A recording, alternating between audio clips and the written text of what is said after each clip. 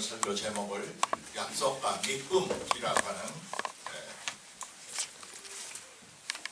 중심 주제를 놓고 말씀 증언하겠습니다. 우리가 가만히 좀 생각을 해보면은 우리가 사람으로서 세상을 살아가는데 사람 이외에도 이 지구에는 많은 생물체가 하나의 종을 이루고 삽니다. 고등동물도 있고 미물도 있죠. 그런데 그 모든 만물들과 다른 점이 무엇일까 한번 생각을 해봅니다. 살기 위해서는 먹고 집을 짓고 짝을 찾아서 자기 혈통을 번식하고 그래서 자녀와 새끼를 사랑하는 점에서는 펭귄새나 미물이나 고등동물이 큰 차이가 없는 것 같습니다. 우리끼리 서로 영토를 놔두고 싸움을 하는 것과 마찬가지로 종족 집단끼리 우리 인류는 민족끼리 국가끼리 서로 싸움을 하는 것도 비슷한 것 같습니다. 그 의사소통의 기술이 우리처럼 언어가 정교하게 발달하지 못했을지라도 고등동물은 그들 나름대로 소리가 있고 목청이 있고 또 행동이 있어서 어느 정도 의사소통을 하고 감정에 주고받은 현상이 일어난다는 것도 오늘날 생물학에서는 널리 알려져 있습니다.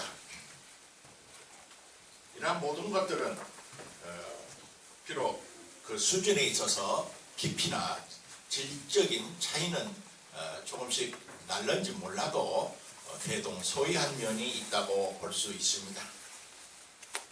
그렇다면 도대체 우리 사람에게만 있는 아주 고유한 특징을 하나 고르라 한다면 무엇일까?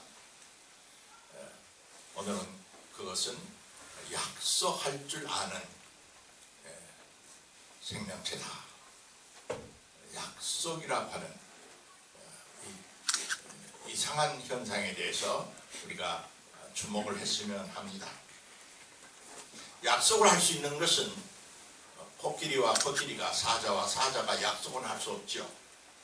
자기들의 본능에 따라서 짝을 짓고 먹이 사냥을 할 수 있어도 일주일 뒤에 어디 저 부산에서 만나자지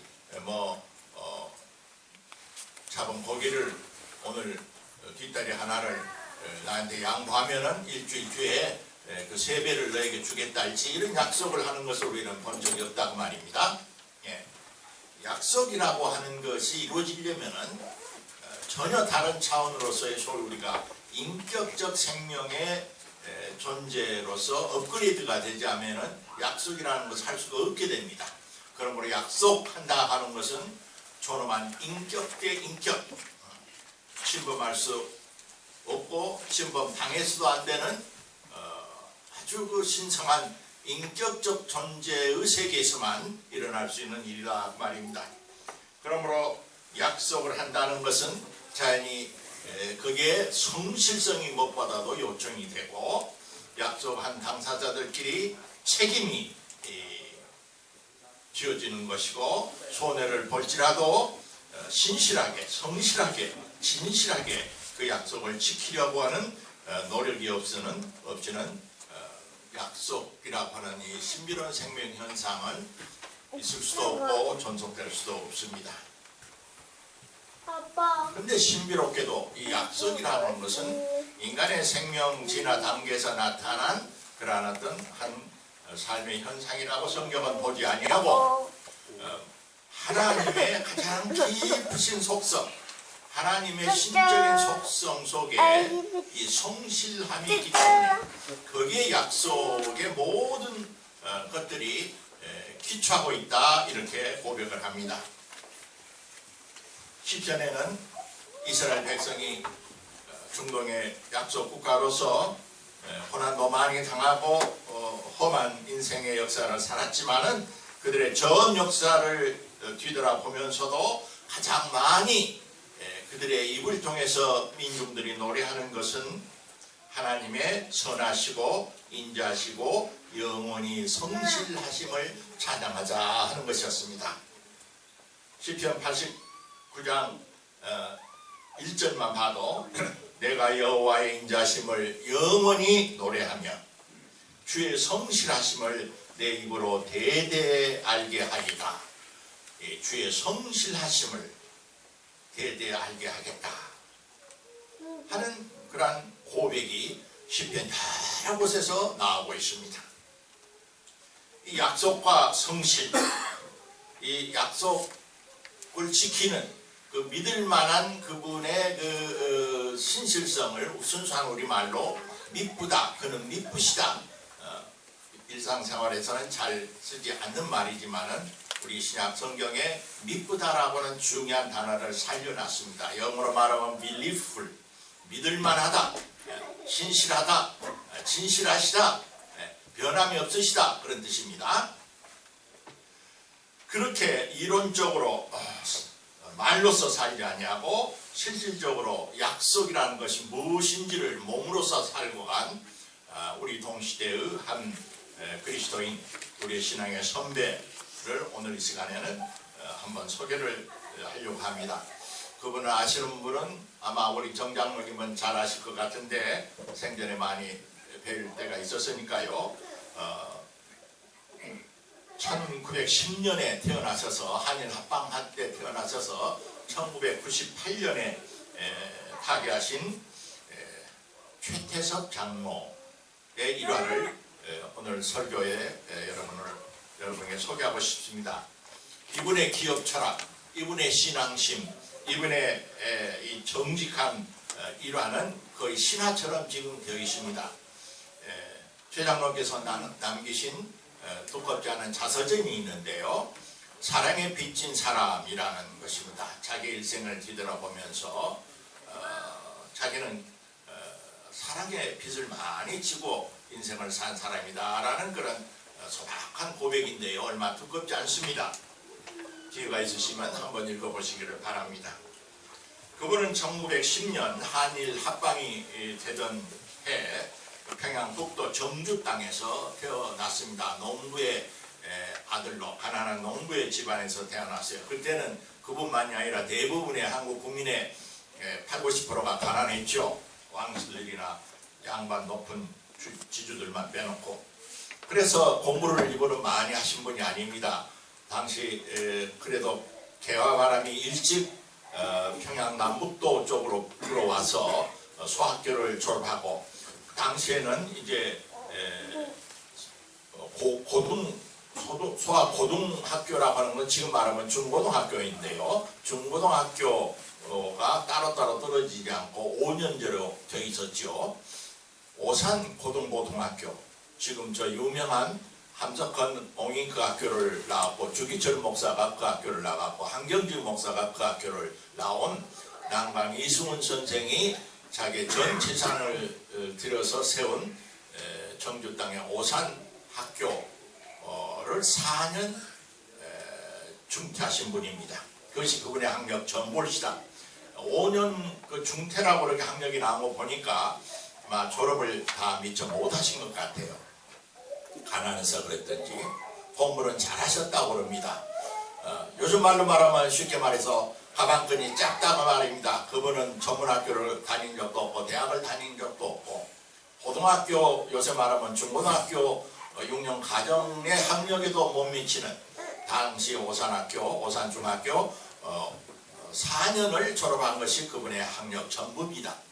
그분의 말년에 그분이 이루신 놀라운 크리스찬 기업인으로서의 경영 철학, 능력, 그의 실적, 사회 공헌을 이제 존경해서 여러 대학에서 그분에게 명예 문학 박사 학위를 수여하기도 했지만 실질적으로 그분은 학력이 그런 정도밖에 안 된다 그 말입니다.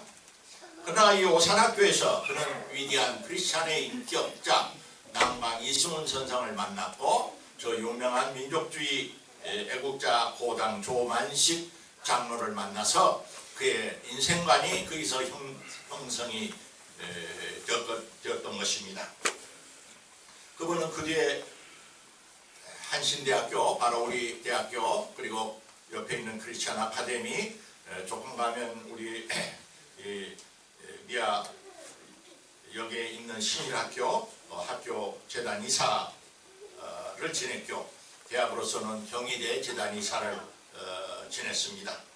뿐만 아니라 이제 말년에는 한국 정경련 부회장도 지내셨고요, 상공회 회장도 지내셨고, 국제기아대책위원회 한국 책임자로서도 그 사회봉사를 하셨습니다.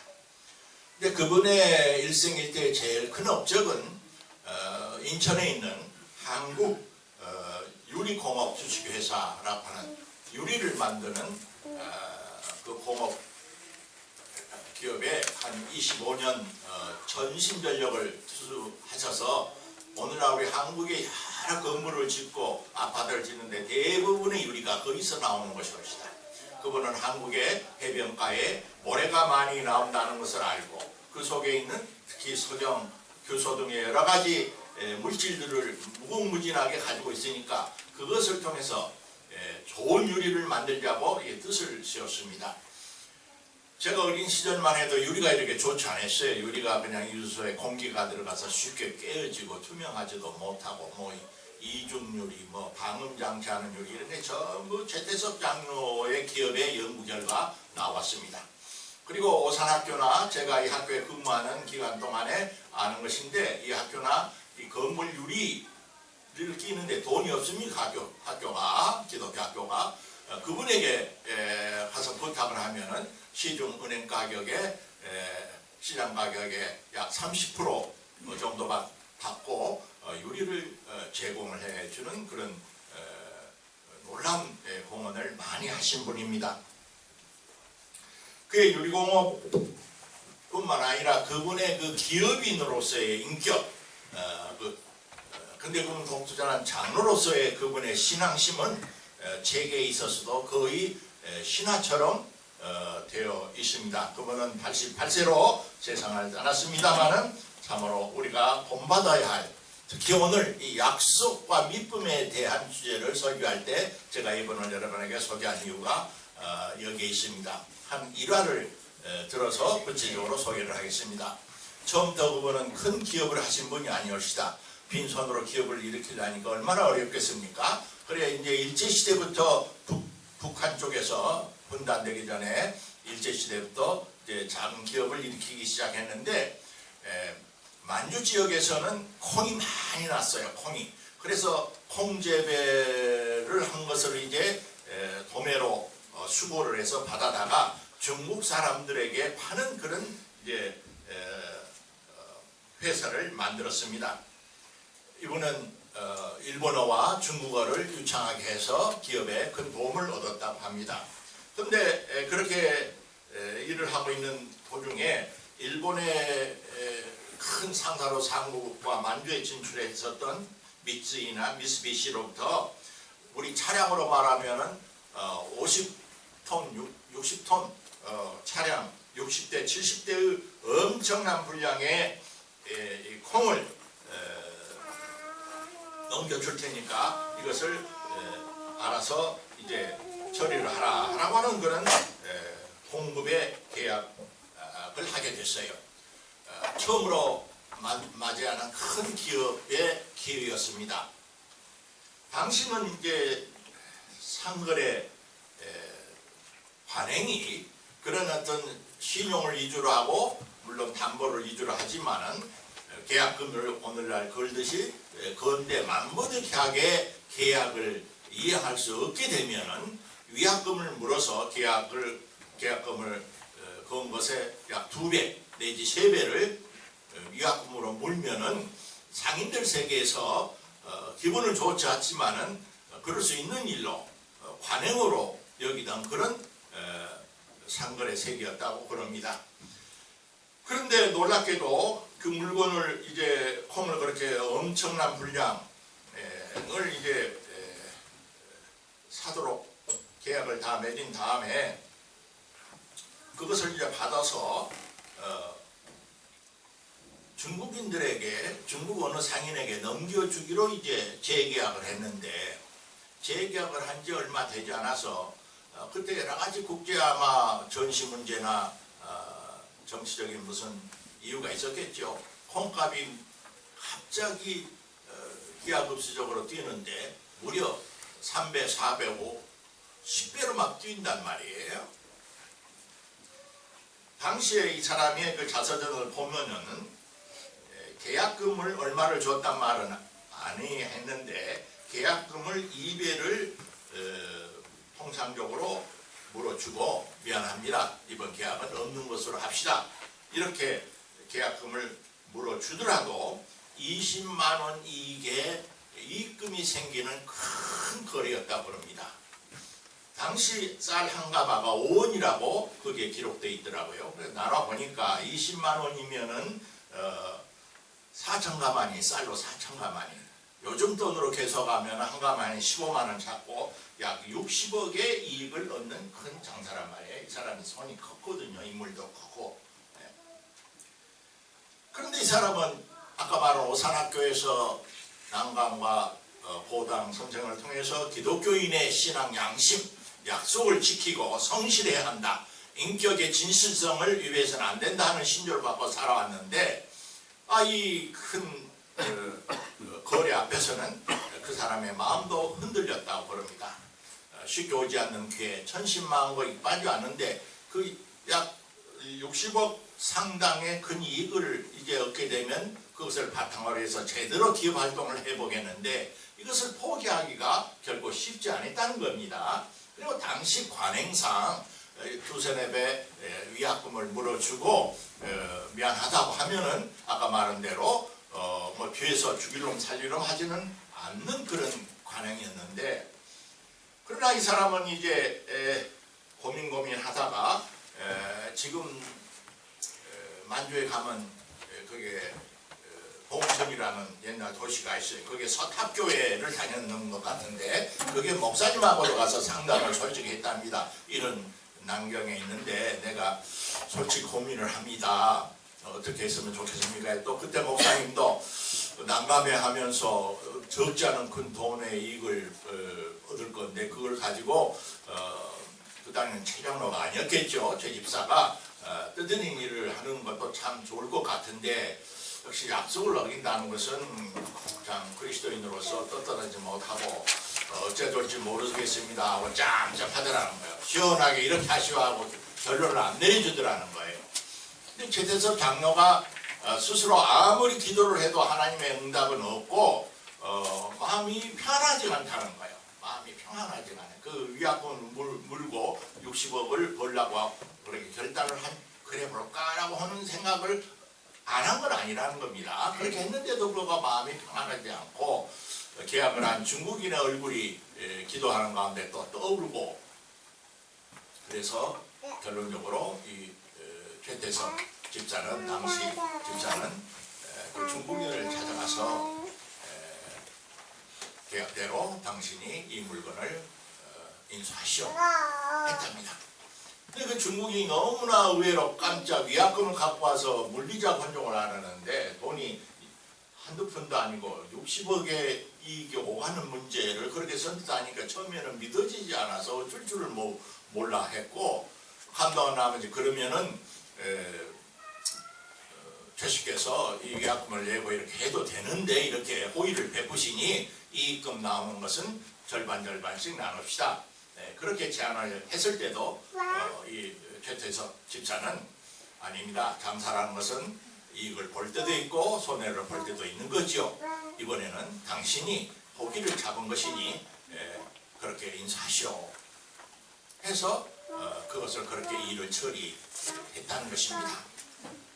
근데 문제는 거기서 끝나는 것이 아니라 이 중국인이 너무나 이제 놀래가지고 중국인의 그 제게 돌아다니면서 서태섭이라고 하는 이 조선인이 이런 일을 한다 하는 소문이 이제 달리 퍼져가지고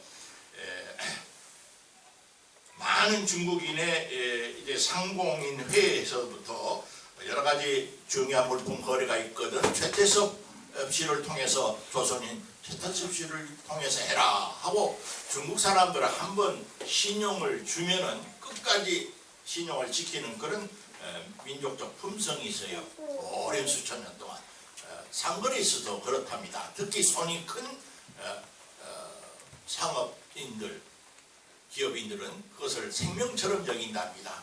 그래서 생각지도 않게 최태섭 씨는 많은 중국인으로부터의 믿을만한 신용인으로서 인정을 받아가지고 큰 기업을 일으킬 수 있었고, 그런 것들이 이제 쌓여서 아까 말한 한국의 굴지의 인천 유리공업 주식회사라는 뭐 삼성 이건희 씨와 같은 대재벌은 아니지만은 재벌급에 들어갈 수 있는 정직하고 양심적인 기업인으로서 정평이 나 있습니다. 그 외에도 그가 이룬 이 놀라운 정직과 신용에 관한 그의 일화는 여러 가지가 있는데 시간이 있으니까 더 이상 이야기를 하지 못합니다. 그분은 기독교 신앙인으로서 믿음과 사랑을 기독교 신앙의 두 기둥으로 알고 있었는데, 믿음이라는 것을 그는 신용을 지키는 것으로 해석을 했어요. 기업인으로서 정직하고 신용을 지키는 것. 그리고 사랑은 자기가 경영하는 기업의 인화 단결, 인화를 도모하는 것. 이 신용과 정직 그리고 인화 단결, 이 두 기업 철학을 가지고 그런 한국 산업사회 속에서 누구든지 물어보면은 최태섭, 그분은 특별한 분이지. 독재 정권의 독재자들도 그 사람의 양심적 기업의 양심에 참 탄복을 했다는 수많은 일화가 있는 것입니다. 그것이 약속입니다. 내게 손해가 오든 이익이 오든 자기의 전인격을 들어서 한번 약속한 것을 성실하게 지키는 그 자세, 그 의지, 그 성실성, 그것이 그 사람의 진정한 인간다운 인격이란 말입니다. 자, 오늘 성경 본문으로 돌아갑시다. 약속하신 이의 믿부심을 의심하지 말고 믿음의 도리를 변심하지 말라 하는 것이 첫 번째 메시지입니다. 왜 그러냐?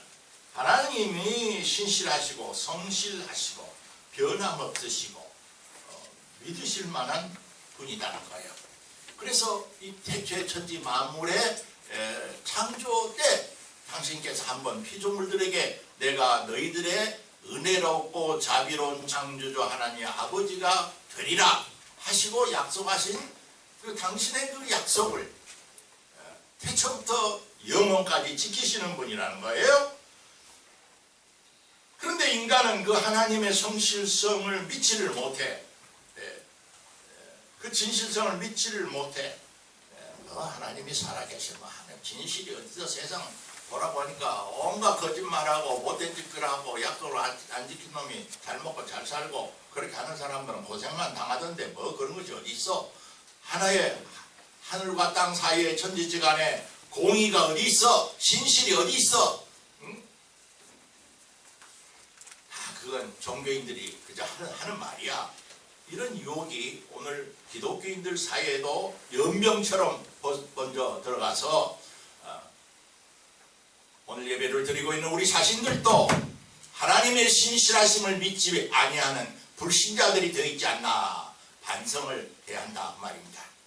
그래서 오늘 히브리서 기자는 우리에게 내가 너희들의 은혜로운 너희들은 들풀과 같고 풀잎과 같고 먼지 같은 너희들이지만 내가 너희들에게 영원한 생명의 기업을 주고 싶어하는 믿부신 약속을 하는 나다라고는 이 하나님의 살아계신 신실하심을 배반하고 믿지 못하고 그걸 의심할 때 우리의 생은 완전히 헛것의 삶을 살게 된다 말입니다.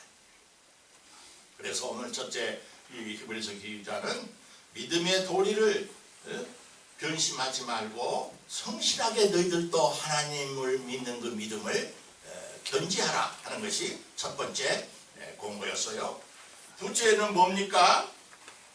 그런데 이 하나님 믿음이라는 것은 사람을 믿는 것, 사람과 약속, 그리고 하나님과 약속은 동전의 앞과 뒤와 같아서 하나님과 약속은 지킨다면서 사람과의 약속을 안 지키면 그건 거짓말이야. 그럴 수가 없게 돼 있단 말이에요. 아까 최태섭 장로 얘기가 그렇죠. 두 번째 공부는 뭡니까? 서로 돌아봐 사랑과 선행을 격려하고 모이는 것을 패하지 말고 소홀히 하지 말거라 하는 것입니다. 제 편할 대로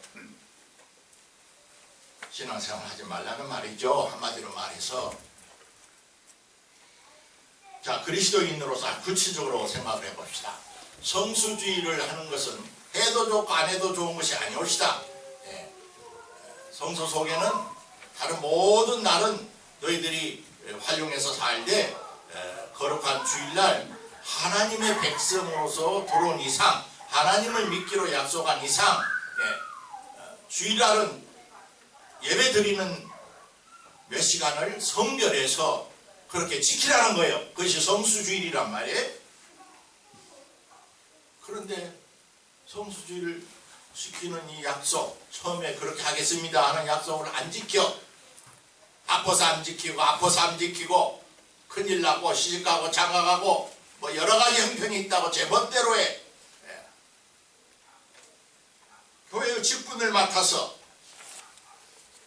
우리 교회는 뭐 11조를 강조하지 않지만은 자기의 가정 형편대로 내가 이만큼은 하나님 앞에 주일날 헌금을 하겠습니다 하고 자기 마음속에 주님과의 약속을 했어. 하나님과의 약속을 했어. 처음 주님을 내 구주로 모신다고 하는 은혜의 체험을 했을 때 내가 주님을 사랑하겠습니다. 주님의 제자가 되겠습니다. 약속을 했어요. 근데 약속을 안 지켜. 변심을 해. 그래서는 안 된다 그 말입니다. 오늘 설교를 하는 이 김경계 목사는 2006년 1월 1일 날 몇몇 가정들이 사개오 작은 교회라는 이름을 걸고 우리가 이 20세기 문명 속에서 깨끗하게 살고 있는 사람 하나도 없으니까 다 로마 제국 아래서 세금 걷어 살고 부자 된 사교처럼 따지고 보고 우리가 다 그런 사람들이니까 우리가 작은 마음이지만 한 대 모아서 성실하게 하나님을 예배하고 적은 힘들 모아서 작은 선행이라도 하고 살자라고 하는 그런 이제 작은 약속하에 모여서 지금 이제 금년 말이면 만 9년이 됩니다. 근데 제가 돌이켜 보니까 이 김경계 목사가 엉터리여서 기도가 부족하고 영성이 부족하고 신앙이 부족해서 이게 완전히 실패한 목회라는 것을 내가 자백을 합니다.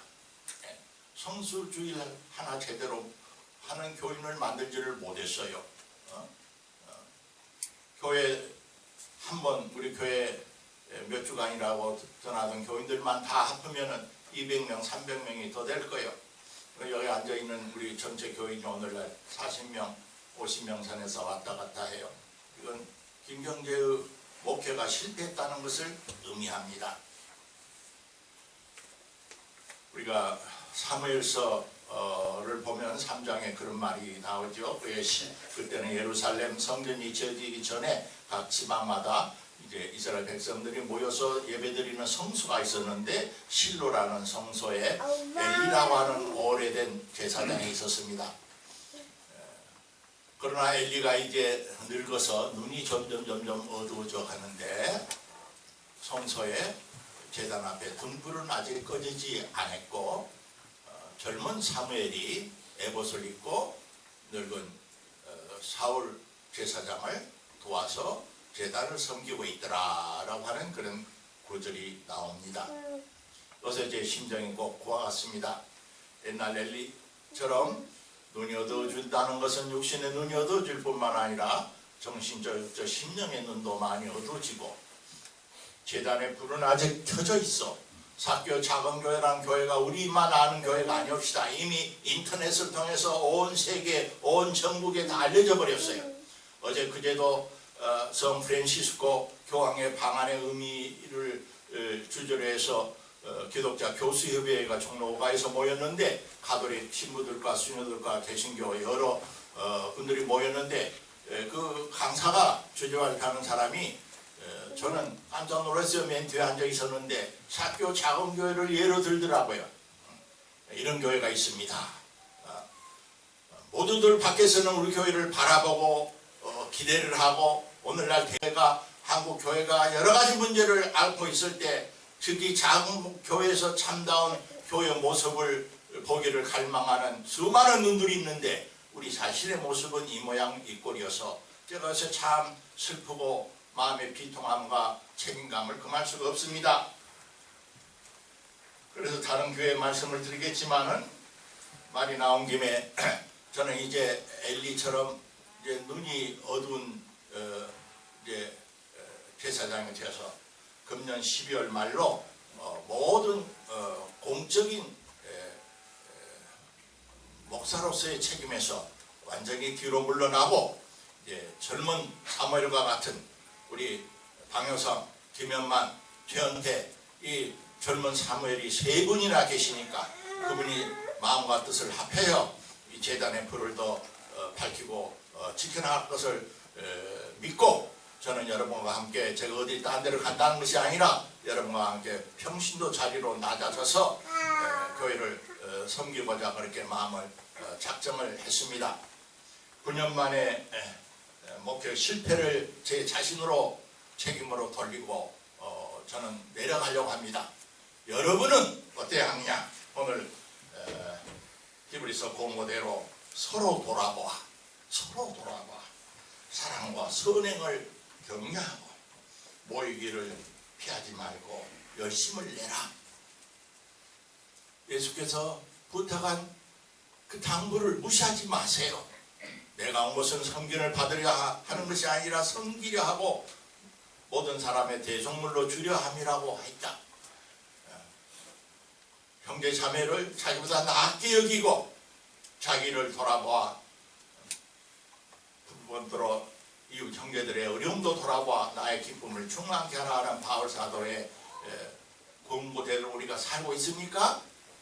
몇 명 모이지도 않은 우리 교회 사회에서 서로 본의 아니게 마음의 상처를 주고받고 진정한 의미에서의 서로 소통이 되어지지 않고 그저 와서 예배 보고 자기 할 일 다 했다고 돌아가는 오늘 이 모습을 보고 주님께서 몹시 서운해하셨다. 오늘 히브리서는 한 번 더 말합니다. 세 번째, 너희들이 받았던 그 은혜, 너희들이 약속했던 그 신앙의 약속, 특별히 예수 그리스도 하나님 아들 예수 그리스도의 십자가의 대속의 보혈을 짓밟는 듯한 그런 행위, 은혜의 성령을 욕되게 하는 것 같은 행위, 그건 무서운 죄다. 그걸 가볍게 생각하지 마라. 아예 처음부터 예수를 안 믿었으면 몰랄까. 믿기로 해놓고 하나님의 백성이 되기로 해놓고 그래서 예수의 사랑과 희생과 진실과 자기 낮춤과 그 모든 것을 알고 배우고 들어놓고 뻔뻔스럽게 그 옛날의 인간의 본성을 형제 자매들에게 휘둘리면서 그렇게 사는 사람, 그들의 마지막은 하나님은 무한한 사랑이시지만 하나님은 만홀히 여김을 받으시는 분이 아니시기 때문에 그들이 받을 심판이 얼마나 무서운가, 그들의 받을 책임이 얼마나 무서운가 잊지 말고 기억해라. 이런 무서운 이야기가 그 구절 끝에 있습니다. 자, 우리 사회의 근본 문제도 무엇입니까? 한마디로 말하면 약속을 안 지키는 일이 만사의 불행의 원인입니다.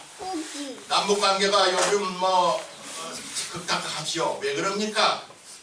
박정희 대통령 때 7.4 공동성명, 노태우 대통령 때 남북교류협의 합의서, 김대중 대통령 때 6.25 공동선언, 다 큰 어른들이 국가의 대표자들이 서로 가서 약속하고 도장 찍고 잉크로 쌓이는 것들을 안 지켜 서로 상대방을 욕하고 삿대질하고 너가 먼저 안 지키니까 나도 안 지킨다. 서로 그래. 함석헌이 말하기를 당시 서로 북한 남쪽을 미국 괴뢰정권, 남쪽은 북한을 소련 괴뢰정권 이렇게 욕짓거리 하니까 이 나라 백성들이 불쌍하구나. 서로 괴뢰들만 살고 있는 강토에 사는 백성들이니 우리는 나라가 없구나. 나라 없는 백성이라는 말을 썼다고 중앙정보에 끌려가서 혼났거든. 나라가 없는 괴뢰정권 정도가 아니야. 세계인들의 자리에서 보면은 지금 형제가들끼리 동족끼리 싸움질하고 삿대질하고 서로 무기 경쟁하고 사들여서 죽이기를 앙달하는 우리를 어떻게 보겠습니까? 대통령이나 사람이 부끄러운 줄도 모르고 이탈리아 어느 국제회의 가서 북쪽 사람들이 우리에게 총질해서 DMZ 근방에서 탄피가 떨어지고 이렇게 위급합니다. 북쪽 좀 혼내주세요. 이게 대통령으로서 할 소리입니까? 얼마나 부끄러운 줄을 모르고 형제지간끼리 서로 죽이고 삿대질하면서 옆 동네 가서 옆 동네 사람들에게 우리 집안 형제 좀 싸움 좀 말려주시오 하는 부모가 있다면 그 얼마나 어리석고 철면피한 사람입니까? 그런데 그런 일을 하고 있으면서도 그것이 부끄러운 줄을 몰라. 최근에 약속 안 지키는 사례를 들어볼까요? 세월호 사건의 본질이 뭡니까? 약속을 안 지키는 데 있습니다. 전시 작전권이 뭔지 아시죠? 아무리 힘이 없어도 북한 국방비의 30배를 쓰는 이 나라 장성에 별을 달고 있는 사람들이 수십 명이라는데 자기 나라 국토를 지키고 작전권을 스스로 책임지고 수행할 힘이 우리는 없으니까 미국이 계속 좀 맡아주시오. 2015년인가 16년에 넘겨받기로 한 약속을 안 지켜 가서 20년 이후로 또 옮겨주시오. 그 사정에 이게 백성입니까? 각종 선거 공약이 있어서 경제 민주화하겠다, 유아교육 실시하겠다, 노인 복지하겠다. 다 약속을 안 지키는 백성이 되어버렸어요. 약속을 안 지키는 백성은 망합니다. 하나님이 가만두시지 않아요. 하나님이 그런 백성을 용서하지 않아요. 봐주지 않아요. 왜? 그는 생명의 근본 원리를 위배한 아주 못된 백성이기 때문에 그렇습니다. 오늘날 기독교가 땅에 떨어져서 세상의 손가락질을 받고 있는데 그것의 소생의 길은 오직 한 가지밖에 없습니다. 뭡니까? 시간이 오래 걸릴 겁니다. 30년이 걸리든 50년이 걸리든 최태섭 같은 사람이 많이 나타나서 그래도 지내고 보니까 예수 믿는 자들이 교회를 다니는 사람들이 그래도 손해를 보더라도 약속은 꼭 지키는 사람들이더라 라고 하는 평판을 다시 회복할 때만 한국 개신교는 살아날 수 있습니다. 그 이전에는 절대 안 됩니다. 순복음교회 같은 교회를 수백 개를 지어도 절대 안 됩니다. 그건 단언합니다. 그러므로 사교 작은교회 하나님 백성 여러분, 오늘 히브리서의 기자의 말씀을 진심으로 들으시기를 바랍니다.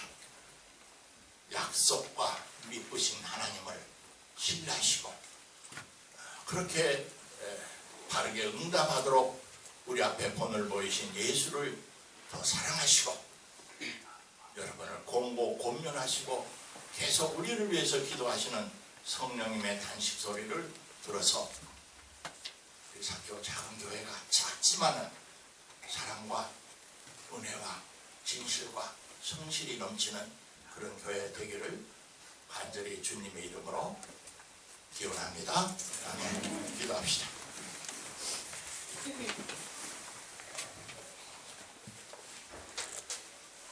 하나님, 저희는 다 로마 시대 기잡고 로마 제국의 빌부터 생계를 유지하던 사개와 같은 사람입니다. 우리의 모습을 저희들이 잘 알고 있습니다.